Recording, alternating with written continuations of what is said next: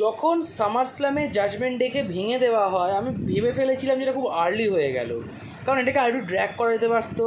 Maybe রেসেলমেনিয়ায় বেলার versus Damian করা যেত, বাট আমি দেখলাম যে কি পোটেনশিয়াল আছে এই জিনিসটার। ফিন বেলার ভার্সেস ডেমিয়ান রেসেলমেনিয়া হবে না, যদি হান্টার ঠিকঠাকভাবে বুক করে we will get Demon king versus uncle Howdy. হ্যাঁ, আমরা Demon king versus uncle Howdy পেতে পারি রেসেলমেনিয়ায় যদি হান্টার ঠিকঠাকভাবে বুক করে। জাজমেন্টের টোটাল 5টা মেম্বার, 4টে ছেলে 1টা মেয়ে, হোয়াইট সিক্সেরও টোটাল 5টা মেম্বার। তো খুব তাড়াতাড়ি যদি ওদের রাইভালরি করা যায় তাহলে ওয়ার গেমসও আমরা দেখতে পারি, এবং সেটাকে ঠিকঠাকভাবে বিল্ড করলে আমরা রেসেলমেনিয়ায় uncle Howdy versus Demon King match দেখতে পারি, যেটা one of the best anticipated match হবে।